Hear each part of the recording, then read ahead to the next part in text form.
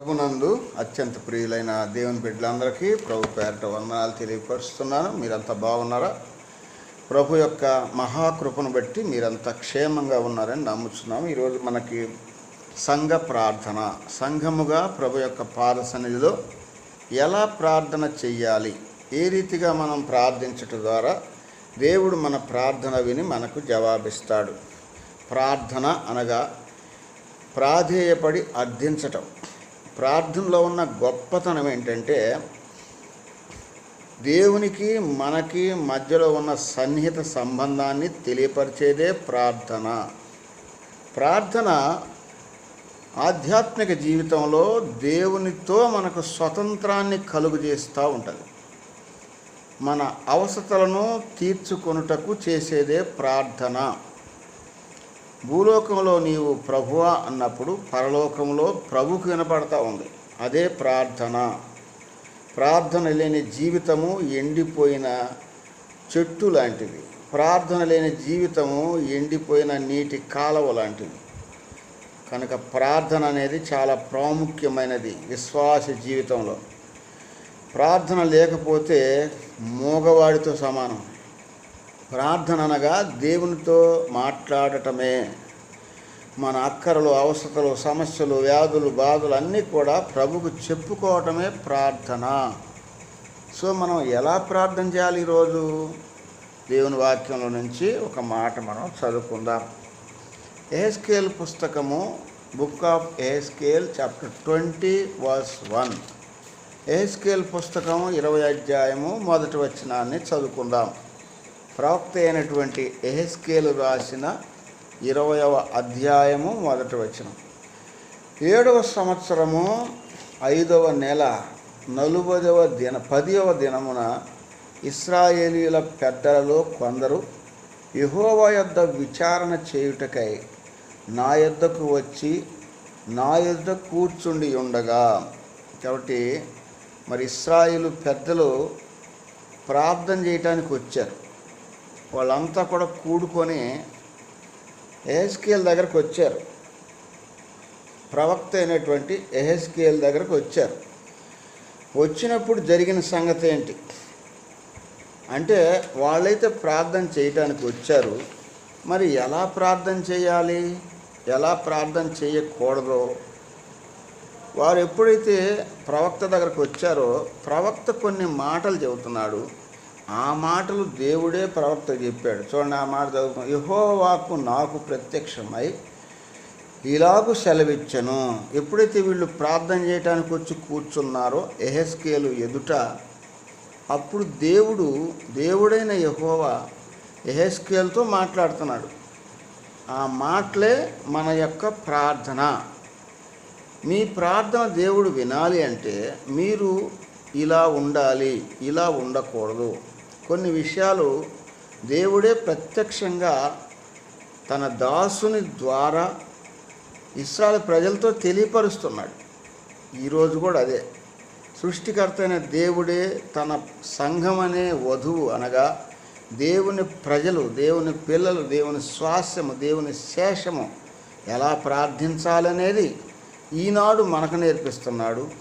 ఆనాడు ఎహెజ్కేలు ప్రవక్త ఇశ్రాయేలు ప్రజలుగా చెబుతున్నాడు. మీరు ఎట్లా ఉండి ప్రార్థన చేస్తే దేవుడు మీ ప్రార్థన వింటాడు. మీరు ఎలా ఉన్నారు, ఎలా ఉంటే ఆయన మీ ప్రార్థన వింటాడు. ఎప్పుడైతే వాళ్ళు వచ్చారో దేవుడు వాళ్ళకి చెప్పిన మాటలు, ఎలా ఉన్నారు మీరు అనేది ఫస్ట్ చూపించాడు. మీరు ఎలా ఉన్నారు, అయితే ఎలా ఉండాలి, మీ అవసరత తీర్చబడాలంటే మీరు ఎలా ఉండాలి, ఇప్పుడు ఎలా ఉన్నారు, ఇప్పుడు ఎలా ఉన్నారు అనేది ప్రభు మనకు చూపిస్తూ ఉంటాడు. చూడండి, వాళ్ళలో 7వ వచనం. మీలో ప్రతివాడు తనకిష్టమైన హేయకృత్యములు విడిచిపెట్టవలెను. 1వది. 2వది, ఐగుప్తీయుల యొక్క విగ్రహములు పూజించుట వలన మిమ్మును మీరు అపవిత్రపరచుకొనకూడదు. 2వది, నా కట్టడలు విధులు వారికి తెలియపరిచితినే. 4వది, వాటిని అనుసరించిన ఎడల వారు బ్రతుకుదురు. 5వది, వారి మధ్య విశ్రాంతి దినములను నియమించి తిని. 6, తండ్రి ఆచారములు, మీ తండ్రుల ఆచారములు అనుసరించవద్దు. 18వ వచనంలో. 7, వారి వలె ప్రవర్తించవద్దు. కాబట్టి ఇశ్రాయేలీల పెద్దలందరూ వచ్చారు ప్రార్థన చేయటానికి. ఎక్కడికి వచ్చారంటే ప్రవక్త అయిన యెహెజ్కేలు దగ్గరికి వస్తే, అదే టైంలో దేవుడు యెహెజ్కేలుకి చెబుతున్నాడు, వీళ్ళు ప్రార్థన చేయటానికి వచ్చారు నా దగ్గరికి, వీళ్ళు ఫస్ట్ ఎలా ఉన్నారు, ఎలా ఉండాలి అది నువ్వు చెప్పు అన్నాడు. ఇప్పుడు ఎలా ఉన్నారో చెప్పాడు క్లియర్గా, 7 విషయాలు చెప్పాడు. అయితే ఎలా ఉండి మనం ప్రార్థన చేయాలంట చూడండి. మీరు విడిచిపెట్టవలెను తనకిష్టమైన, 7వ వచనంలో ఉంది, మీలో ప్రతివాడును తనకిష్టమైన హేయ కృత్యములు విడిచిపెట్టవలెను. విడిచిపెట్టుట అంటే క్విట్టింగ్. తనకిష్టమైన, వారికిష్టమైన హేయ కృత్యములు విడిచిపెట్టి. అందుకే పాత నిబంధన అంతా ఎలా ఉంటుందంటే, నువ్వు తప్పు చేస్తే వెంటనే నిన్ను కొడతానంటుంది. అయితే క్రొత్త నిబంధన అలా కాదు, కృప ఉంది కాబట్టి ఆ పడే దెబ్బ నీకు బదులుగా యేసు ప్రభు మీద పడింది. కాబట్టి నీకు క్షమాపణ అనే దేవుడు మనకు అనుగ్రహించాడు కనుక మనం చేసే ప్రతి పరిస్థితుల్లో ప్రభువా నన్ను క్షమించని క్షమాపణ కోరుకొని మనం ప్రార్థనలో ప్రవేశించాలి. అందుకే తమకిష్టమైన హేయ కృత్యములు విడిచిపెట్టి. హేయ కృత్యములు అంటే మరి సామెతల గ్రంథం 12:22 వచనంలో, అబద్ధమాడు పెదవులు యెహోవాకు హేయములు. దేవునికి హేయమైనవి ఉన్నాయంట. అబద్ధమాడు పెదవులతో మనం ప్రార్థన చేస్తే దేవుడు మన ప్రార్థన వినడు. కాబట్టి మన పెదవులు జాగ్రత్తగా ఉంచుకోవాలి. అబద్ధమాడు పెదవులు యెహోవాకు హేయములు. అందుకే సామెతలు 26, 24, 25లో, పగవాడు పెదవులతో మాయలు చేసి అంతరంగములో కపటము దాచుకొనును. వాడు దయగా మాటలాడినను వాని మాటలు నమ్మకము. వాని హృదయములో 7 హేయమైన విషయాలు కలవు. చూసారా, మొట్టమొదటిగా అబద్ధమాడు పెదవులు ఆయనకి హేయమైనవి. రెండోది, వాని హృదయములో 7 హేయమైన విషయాలు ఉన్నాయట. కనుక మన హృదయాలు ఎలా ఉన్నాయి, వాటిని మనం సరిచేసుకోవాలి, చక్కబరుచుకోవాలి, సరిదిద్దుకొని ప్రభు దగ్గర అడగాలి. వారికి చెబుతున్నాడు యెహెజ్కేలు ప్రవక్త, మీరు ఇలా ఉండకుండా ఇలా ఉండి మీరు ప్రార్థన చేయండి అని. ఈరోజు మనకు కూడా పరిశుద్ధాత్మ దేవుడు చెబుతున్నాడు, మీరు మీ ఇష్టానుసారంగా ఉండొద్దు, దేవుని ఇష్ట ప్రకారంగా మీరుండి ప్రార్థన చేస్తే దేవుడు మీ ప్రార్థన వింటాడు. అందుకే మనం చేసే ప్రతి ప్రార్థన యేసు నామములో, అంటే మనకి దేవునికి మధ్యలో మధ్యవర్తిగా యేసుక్రీస్తు ప్రభుల వారు వచ్చాడు. మనం చేసిన ప్రతి పనికి ఆయన శిక్ష విధించబడింది, ఆల్రెడీ పాస్ట్ అయిపోయింది. మనం చేసే ప్రతి పనికి కూడా ఆయన శిలువ మీద క్రయం చెల్లించాడు. ఇప్పుడు మనం కేవలం ప్రభువా నన్ను క్షమించని క్షమాపణ కోరుకొని మన ప్రార్థన అవసరతలు అక్కరలు ప్రభుకు చెప్పాలి. తప్పనిసరిగా ప్రభు మన ప్రార్థన అంటాడు. అలనాడు వారితో చెప్పాడు, మీరు ఏం విడిచిపెట్టాలి అని. కనుక మొట్టమొదటిగా అబద్ధమాడు పెదవులు ప్రభుకు హేయమని, అవి మనం వదిలిపెట్టాలి. అందుకే కదిలిస్తే అబద్ధం, వాళ్ళ జీవితం అంతా అబద్ధమే. అందుకే పగవాడు పెదవులతో మాయ చేస్తాడట, అంతరంగంలో కపటం ఉంచుకుంటాడు. పెదవులతో మాయ చేస్తాడు, లోపల కపటం ఉంటుంది. వాడు దయగా మాట్లాడినాను వాని మాటలు నమ్మొద్దు అంటున్నాడు. ఎంతో దయగా మాట్లాడతారు. అసలు వాళ్ళ మాటల్లో ఉన్న ఆ ప్రేమను మనం వెంటనే పడిపోతారు చాలామంది. అలాంటి వాడికి వినబాకండి, ఎందుకంటే వాడి హృదయంలో 7 హేయములు ఉన్నాయి, 7 రకాల హేయ విషయాలు ఉన్నాయి. అది మనకు తెలియదు.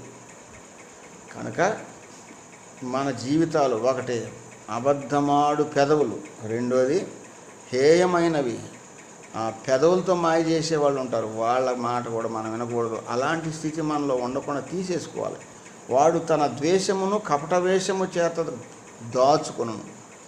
వాడిలో ద్వేషం ఉంటుంది కదా, కపట వేషం వేస్తాడు. వాడు కపట వేషం చేత దాచుకుంటాడు. సమాజంలో వాని చెడుతనం బయలుపరచబడును. సమాజంలో వాడి చెడుతనం ఒకరోజు ఎప్పటికైనా బయలుపరచబడుతుంది. అందుకే వాని జీవితం అబద్ధమాడే జీవితం, పొద్దున్న లేస్తే సాయంకాలం వరకు. అందుకే వీళ్ళని మరి అపోస్తలుడైన పౌలు ఏమన్నాడంటే, వాత వేయబడిన మనస్సాక్షి కలిగిన వారు అంటాడు. వాత వేయబడిన మనస్సాక్షి అంటే గిల్లినా గిచ్చినా వాడికి సురుకు లేదేం లేదు. అందుకని వాడు ఇష్ట ప్రకారంగా ఏదైనా ఖచ్చితంగా అబద్ధం ఆడతాడు. వాడు ఖచ్చితంగా చేస్తాడు.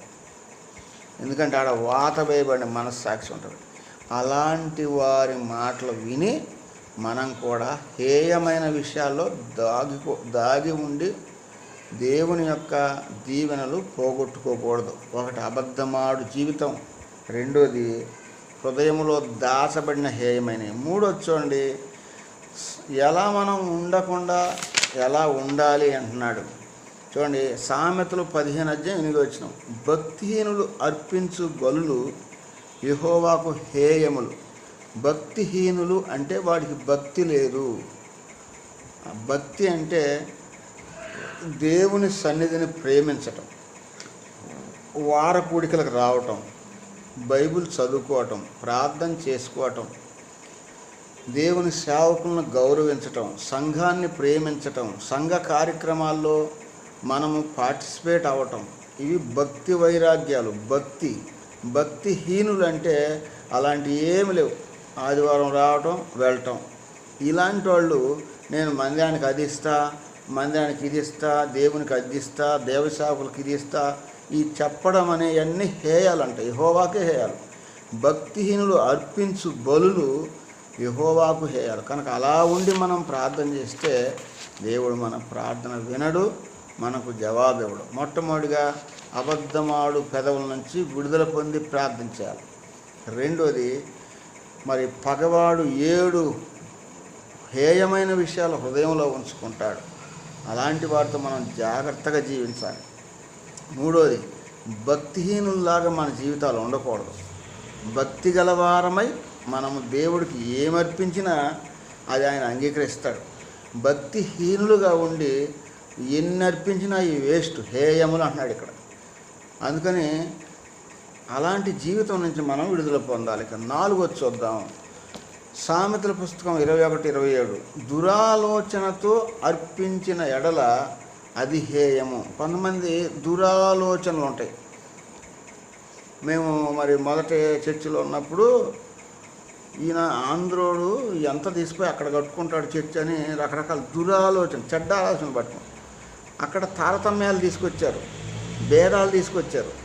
దేవుని సేవకులు దేవుని రక్తం చేత కడుగుబడి దేవుని సంఘాన్ని ప్రేమించి అందరినీ సమకూర్చి సమాజముగా ముందుకెళ్ళేటప్పుడు ఈ భక్తిహీనులు దురాలోచన గల వాళ్ళు కూడా ఎంటర్ అవుతారు లోపల. వాళ్ళు ఏం చేస్తారంటే ఏ కాడికి చీల్చాలని చూస్తూ ఉంటాడు. ఆలోచనే దురాలోచనతో ఏమన్నా అర్పిస్తే అది కూడా హేయమే. చూసారా, ఇలాంటి వాళ్ళు కూడా చాలామంది ఉంటారు. కాబట్టి అలాంటి స్థితి నుంచి మనం బయటపడాలి. మన ఆలోచన దైవికమైన ఆలోచనగా ఉండి మనం ప్రార్థన చేయాలి. దురాలోచనతో ఏది అర్పించినా అది దేవునికి హేయమైందే. కనుక మంచి ఆలోచన కలిగి మనం ఏది ప్రభుకి అప్పగించినా మంచి ఆలోచనతో మనం ఇచ్చుట ద్వారా ప్రభు అది అంగీకరిస్తాడు. కనుక దురాలోచన నుంచి విడుదల పొందిన వాళ్ళమై ప్రార్థన చేయాలి. ఇంకా 5 చూడండి, సామెతల పుస్తకం 17:15 దుష్టులను నిర్దోషులని తీర్పు తీర్చువారు, నీతిమంతుడు దోషులను తీర్పు తీర్చువాడు, వీళ్ళిద్దరూ యెహోవాకు హేయమైన వాళ్ళు. చూసారా, అంటే దుష్టుల్ని మంచోళ్ళని తీర్పు తీరుస్తుంటారు. వీళ్ళ జీవితం అంతే. వాళ్ళు మంచోడు కాకపోయినా వీడు చాలా మంచోడు అంటారు. మంచోళ్ళు మాత్రం ఈయన దోషి, ఈయన పలానా చేశాడు, వాళ్ళు చేయకపోయినా చేశానని వీళ్ళిద్దరు కూడా హేయమైన వాళ్ళే. అలా ఉండి మనం ప్రార్థన చేస్తే మన ప్రార్థన దేవుడు వినడు.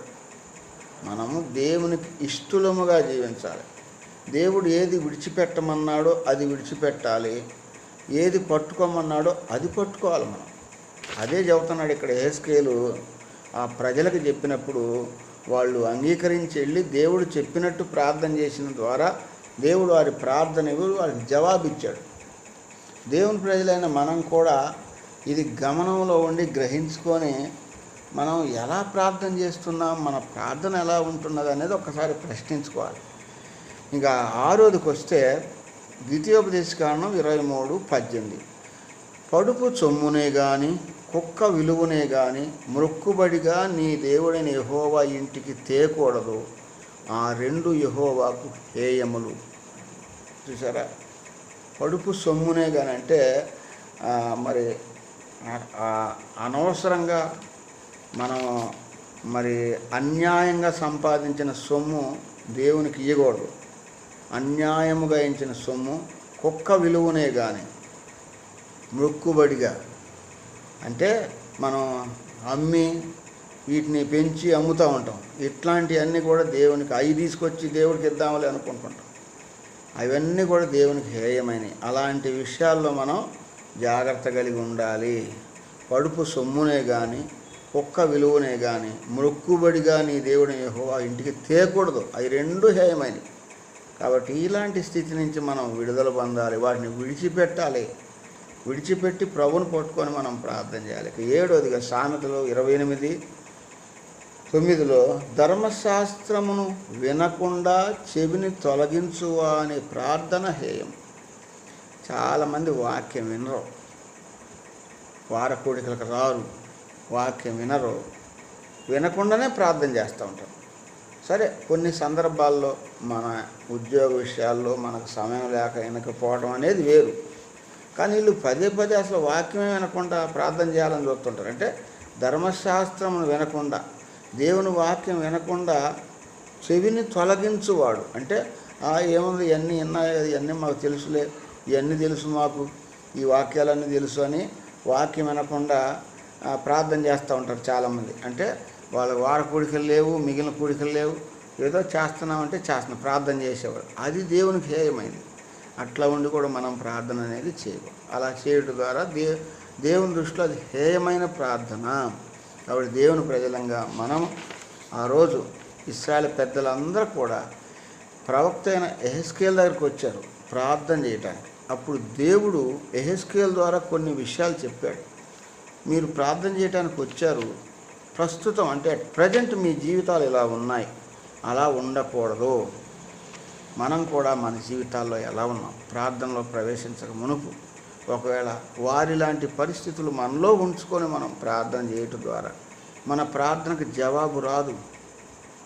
దేవుని దృష్టిలో అవి హేయమైనగా ఉంటాయి. అలా ఉండకుండా దేవుడు మనకి ఏం చెప్పాడు దాని ప్రకారంగా మనం వెళ్ళటం ద్వారా దేవుడు మన ప్రార్థన వింటాడు, మనకు జవాబిస్తాడు. ఆ రీతిగా కొంతసేపు మనము ప్రార్థనలో ప్రవేశిద్దాం. ఆయనకి ఇష్టమైంది మనం చేస్తూ మన ఇష్టమైంది విడిచిపెట్టుట. దేవుడు మన నుంచి ఏం కోరుకుంటున్నాడు అది మనం మన జీవితాల్లో ఉంచుకొని మనం ప్రార్థించటం ద్వారా వారి వలే ఉండకుండా మనల్ని మనం క్షమాపణ కోరుకుని, ఒకవేళ అలాంటి ఏదన్నా ఉంటే కూడా ప్రభు దగ్గర క్షమాపణ కోరుకుని మనం అడిగితే తప్పనిసరిగా దేవుడు మనకిస్తాడు. అట్టి కృప దేవుడు మనకే అనుగ్రహించునుగా.